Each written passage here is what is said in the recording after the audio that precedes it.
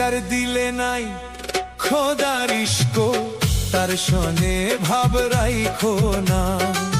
যার দিলে নাই খোদার ইশক তার সনে ভাব রাইখো না।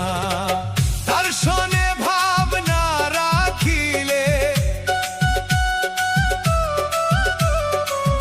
আল্লাহর সনে ভাব না রাখিলে দোজখ হবে ঠিকানা। যার দিলে নাই খোদার ইশক তার সনে ভাব রাইখো না। যার দিলে নাই খোদার ইশক তার সনে ভাব রাইখো না।